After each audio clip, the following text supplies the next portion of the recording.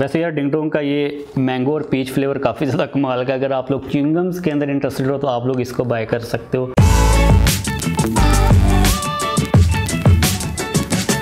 अस्सलाम वालेकुम, मेरा नाम है नुमान, आप देख रहे हैं टेक शो, जिसके अंदर हम लोग डिस्कस करते हैं पाकिस्तान और दुनिया भर से आने वाली टेक न्यूज़ और अपडेट्स को। आज की पहली अपडेट आ रही है एप्पल की तरफ से।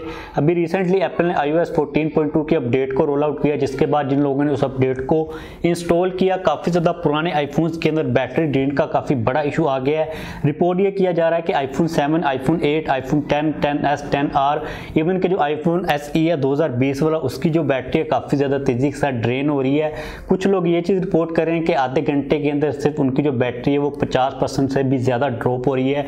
कुछ लोग ये कह रहे हैं कि 1 मिनट के अंदर 5-6% जो बैटरी है वो ड्रॉप हो रही है। इसके अलावा इवन कुछ आईपैड्स के अंदर भी यही सेम इशू आ रहा है। इसके बारे में एप्पल की तरफ से किसी किस्म की कोई भी अभी तक स्टेटमेंट सामने नहीं आई, लेकिन कुछ लोग ये रिपोर्ट कर रहे हैं कि ये एप्पल वही काम कर रहा है जो कि एप्पल ने पहले किया था, जिसको लेके एप्पल अभी तक जो लॉज हैं, जो केसेस उसके ऊपर उनको भुगत रहा है। लेकिन मैं अगर आप लोगों को मेरे एक्सपीरियंस की बताऊं बात, तो इतनी ज़्यादा तेज़ी के साथ एप्पल बैटरी को, मतलब अगर वो खुद से भी ड्रेन करवाना चाहे तो वो करवा नहीं सकता। आधे घंटे के अंदर 50% बैटरी का नीचे जाना एक डेफिनेटली बहुत बड़ा बग है। और इस किस्म के जो बग्स होते हैं वो सॉफ्टवेयर की अपडेट्स के साथ अक्सर आते रहते हैं। इससे पहले हम लोगों ने देखा था कि गूगल प्ले स्टोर की एक अपडेट आई थी, जिसके बाद काफ़ी ज़्यादा स्मार्टफोन ब्रांड्स के जो फ़ोन्स थे उनके अंदर बैटरी को लेके सेम इसी किस्म का इशू आया था। अब देखते हैं कि एप्पल इसको किस तरह एड्रेस करता है, और मे बी एप्पल आने वाली नेक्स्ट अपडेट के अंदर इस इशू को रिजोल्व कर दे। और अगर आप लोग iOS 14.2 को अपडेट करने वाले हो तो आप लोगों को मैं यही रिकमेंड करूँगा कि भाई ना ही अपडेट करना, क्योंकि उसके अंदर जो नई चीज़ें हैं वो इतनी खास इंपॉर्टेंट है भी नहीं, इतनी ज़्यादा अपग्रेडेशंस नहीं है कि आप लोग उसको अर्जेंटली अपग्रेड करो। इसके बाद में भी आपके आईफोन के अंदर भी बैटरी के ड्रेन होने का इशू आ जाए तो उसको आप लोग फिलहाल के लिए इग्नोर ही मारें। इसके बाद अगली अपडेट आ रही है वीवो की तरफ से। वीवो ने चाइना के अंदर Y52s को लॉन्च कर दिया। वह स्पेसिफिकेशंस काफ़ी ज़्यादा अच्छी हैं। फ्रंट के ऊपर हमें मिल रहा है 6.58 इंचेस का IPS LCD display 1080p resolution के साथ, प्लस 90 हर्ट्ज का रिफ्रेश रेट है। फ्रंट के ऊपर हमें वाटर ड्रॉप टाइप नोच मिल रही है। वीवो अगर यहाँ पर पंच होल को लगा देता तो वो काफ़ी एक अच्छी चीज़ होनी थी। लेकिन अगर हम बात करते हैं फ्रंट वाले कैमरा की, तो फ्रंट के ऊपर हमें मिल रहा है 8 मेगापिक्सल का सेल्फी कैमरा। बैक साइड के ऊपर हमें डुअल कैमरा का मैकेनिज्म मिल रहा है। जो बैक साइड के ऊपर कैमरा का डिज़ाइन है वो काफ़ी ज़्यादा अच्छा है। मेन सेंसर 48 मेगापिक्सल का, साथ में 2 मेगापिक्सल का एक डेप्थ सेंसर है। प्रोसेसर की बात करें तो मीडियाटेक का डायमेंसिटी 720 प्रोसेसर है, जो कि 5G की कैपेबिलिटी के साथ आता है। 6GB रैम के साथ 128GB और 8GB रैम के साथ 128GB की इंटरनल स्टोरेज का ऑप्शन मिल जाता है। साइड माउंटेड फिंगरप्रिंट स्कैनर है। 5000 mAh की बैटरी के साथ 18 वाट की फास्ट चार्जिंग की सपोर्ट है। अगर हम लोग यहाँ पर बात करते हैं इसकी प्राइस की, तो इंटरनेशनल और चाइनीज़ मार्केट के अंदर डॉलर के अंदर अगर हम लोग देते हैं तो $245 प्राइस है। 6GB रैम वाले वेरिएंट की, जिसको अगर हम लोग पाकिस्तान के अंदर कन्वर्ट करते हैं तो वो 39,000 बनते हैं। और जो 8GB वाला वेरिएंट उसकी प्राइस $275 है, जो कि पाकिस्तान के अंदर तकरीबन 47,000 बनते हैं। पाकिस्तान के अंदर अगर हम लोग एक्चुअल में प्राइस का आइडिया लगाने की कोशिश करते हैं तो आप लोगों को 40,000 से लेके 50,000 के प्राइस टैग के अंदर ViVo Y52s कहीं पर लॉन्च होता हुआ नज़र आ जाएगा। अब इस स्मार्टफोन के रिलेटेड जो चीज़ मुझे सबसे ज़्यादा अट्रैक्ट कर रही है वो है इसका 5G का फीचर।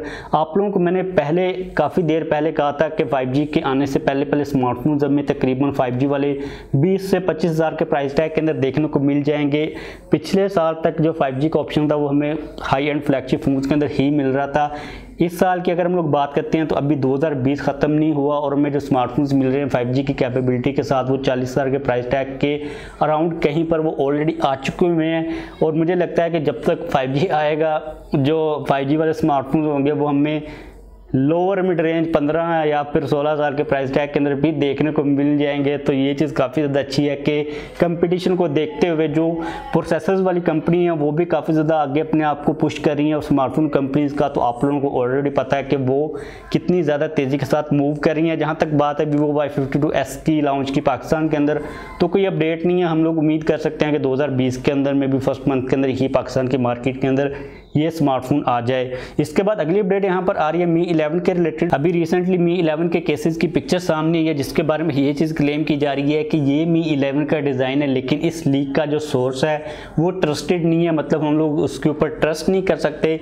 लेकिन जो केस का डिज़ाइन है वो मुझे काफ़ी ज़्यादा अच्छा लग रहा है। इससे पहले हम लोग मी 11 के रेंडर्स को ऑलरेडी देख चुके हैं, जो कि आप लोगों के साथ में शेयर कर चुका हूँ। लेकिन अगर हम इस डिज़ाइन को भी देखते हैं तो ये भी कोई डिज़ाइन इतना कोई ख़ास बुरा नहीं है, लेकिन इसके रिलेटेड मुझे एक चीज़ काफ़ी कंफ्यूजिंग लग रही है। मुझे ये लग रहा है कि इन लोगों ने जो कैमरा का मॉड्यूल है उसको उल्टा लगा दिया, यानी कि इसको वर्टिकल पोजीशन के अंदर होना चाहिए था, इन लोगों ने उसको हॉरिजॉन्टल कर दिया है। और बैक साइड के ऊपर में 3 नॉर्मल कैमरा नज़र आ रहे हैं, साथ में एक पेरिस्कोप लेंस भी नज़र आ रहा है।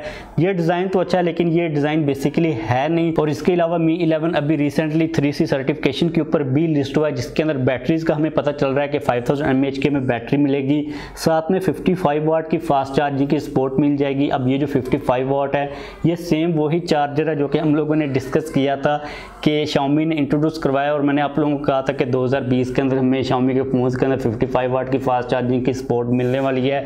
तो ये जो पैटर्न है ये उसी साइड के ऊपर जाता हुआ नज़र आ रहा है। और जो Xiaomi Mi 11 सीरीज़ है ये इसी मंथ आप लोगों को लॉन्च होती हुई नज़र आएगी, क्योंकि जो लीक्स्टर हैं वो यही कह रहे हैं कि भाई Xiaomi इसको 2021 तक पुश नहीं करने वाला, 2020 के अंदर ही मार्केट के अंदर इसको अनवील करेगा।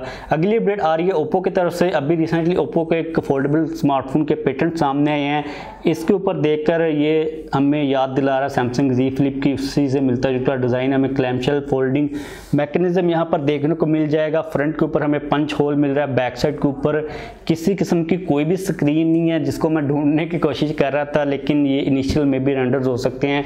इसका मतलब ये है कि ओप्पो भी इस किस्म के जो फॉर्म फैक्टर है स्मार्टफोन का उसके ऊपर काम कर रहा है। और यार मैं काफ़ी ज़्यादा वेट कर रहा हूँ दूसरे स्मार्टफोन कंपनीज का मार्केट के अंदर जंप इन करने के लिए। पेटेंट्स हम लोगों ने ऑलरेडी बहुत ज़्यादा देख लिए हुए हैं, मैं तंग आ चुका हूँ पेटेंट्स के बारे में बात कर करके। मुझे लगता है कि अब भाई आ जाओ मार्केट के अंदर, काफ़ी ज़्यादा वेट आप लोगों ने करवा लिया और काफ़ी ज़्यादा जो स्पेस है सैमसंग को वो ऑलरेडी मिल चुकी हुई है। और एक चीज़ अच्छी ये भी है कि जो सैमसंग है वो तो डिस्प्ले के अंदर टॉप के ऊपर है ही, और at the same point in the parallel universe वो दूसरी स्मार्टफोन कंपनीज को भी पुश कर रहा होता है कि आप लोगों को भी चाहिए कि स्मार्टफोन्स के नए नए कॉन्सेप्ट्स के ऊपर काम करो। अगर आपसे वो काम नहीं हो रहा तो भाई हम लोगों ने टेक्नोलॉजी को तैयार कर लिया हो, आप लोग हमसे बाय करो, क्योंकि जो स्मार्टफोन्स के अलावा सैमसंग का डिस्प्लेस का बिजनेस है वो भी काफ़ी ज़्यादा बड़ा है। और ये चीज़ काफ़ी अच्छी है कि सैमसंग किसी को लिमिट नहीं करता, वो थोड़ा सा एडवांटेज लेते हैं कि जो नई जनरेशन आती है डिस्प्लेस की उसको पहले खुद यूज़ करते हैं, उसके 1 साल के बाद वो दूसरों को कहते हैं ले लो आप भी ले लो। तो ये काफ़ी ज़्यादा अच्छी न्यूज़ है। इसके बाद अगली अपडेट यहाँ पर एप्पल की तरफ से आ रही है। एप्पल ने कहा कि iPhone 11 जो कि उन लोगों ने नवंबर 2019 से लेके मई 2020 के दरमियान में प्रोड्यूस किए हैं, उनके डिस्प्लेस के अंदर अगर आप लोगों को कोई मसला आता है, स्पेसिफिकली अगर उनके जो डिस्प्लेस हैं वो रिस्पॉन्स नहीं करते तो एप्पल उन डिस्प्लेस को फ्री ऑफ कॉस्ट रिप्लेस करके देगा। उसकी रीज़न ये है कि एप्पल की प्रोडक्शन के अंदर इन सारे iPhone 11 सीरीज़ के स्मार्टफोन्स के अंदर कोई मसला था, जिसकी वजह से एप्पल ने इस चीज़ को एडमिट किया और वो फ्री ऑफ कॉस्ट डिस्प्लेस को रिप्लेस करके दे रहे हैं। तो अगर आप लोग iPhone 11 को यूज़ कर रहे हो तो आप लोग एप्पल की वेबसाइट वगैरह पर कहीं पर जाकर देख सकते हो जो इनका मैकेनिज्म है, जो पूरा क्राइटेरिया डिस्प्लेस को चेंज करने का पाकिस्तान के अंदर तो आप लोगों को पता है कि जुगाड़ लगाने पड़ते हैं, वो किस तरह काम करेगा मुझे आइडिया नहीं है, लेकिन ये एक चांस आप लोगों के लिए मौजूद है। और इनको कैसे पता चलेगा या फिर आप लोगों को कैसे पता चलेगा कि आपका जो आईफोन है वो इस डेट के अंदर कहीं पर मैन्युफैक्चर हुआ है, ये भी मुझे नहीं पता, लेकिन आप लोग थोड़ी सी कोशिश कीजिए अगर आप लोगों के आईफोन के अंदर डिस्प्ले के रिस्पॉन्स को लेके कोई इशू आ रहा है तो। इसके बाद अगली अपडेट यहाँ पर आ रही है Huawei की तरफ से। तो फाइनली Huawei ने चाइना के अंदर अपनी पहली जो चिप फैक्ट्री है उसकी कंस्ट्रक्शन को कंप्लीट कर लिया हुआ है। Huawei भाई अपनी चिप्स के ऊपर अब काम कर रहा है, अपनी चिप्स को वो खुद प्रोड्यूस करेंगे, इसलिए उन लोगों ने अपनी फैक्ट्री लगा ली हुई है। अब यहाँ पर एक चीज़ मेरे लिए काफ़ी ज़्यादा शॉकिंग है, मुझे काफ़ी ज़्यादा हैरानी हो रही है कि पहले 2021 के अंदर Huawei 45 नैनोमीटर बेस्ड जो चिप्स होंगी उनको तैयार करेगा और 2022 तक तकरीबन 28 नैनोमीटर के ऊपर जो फैब्रिकेटेड जो उनकी चिप्स होंगी वो लोग उनको बनाएंगे। यानी कि ये काफ़ी एक पीछे वाली बात है, क्योंकि इस वक्त हमें मार्केट के अंदर 5 नैनोमीटर के ऊपर बेस चिप्स मिल रही हैं और 28, 45 पता नहीं काफ़ी दूर है Huawei। मुझे लगता था कि जो चिप्स बनाना वो इतना ज़्यादा मुश्किल नहीं होता होगा, लेकिन अगर Huawei 45 से स्टार्ट करेगा तो आप लोग खुद ही आइडिया लगा सकते हो कि चिप्स को बनाना कितना ज़्यादा मुश्किल हो सकता है। और maybe Huawei behind the scene कहीं से जो टेक्नोलॉजी वो ले ले, क्योंकि Huawei के पास पैसा है, वो पे कर सकते हैं। और at the same point in the parallel universe जो US है वो साउथ कोरिया के ऊपर भाई प्रेशर डाल रहा है कि आप लोग जो Huawei की 5G टेक्नोलॉजी है उसको बैन करो, और देखते हैं कि ये लोग करते हैं या फिर नहीं करते।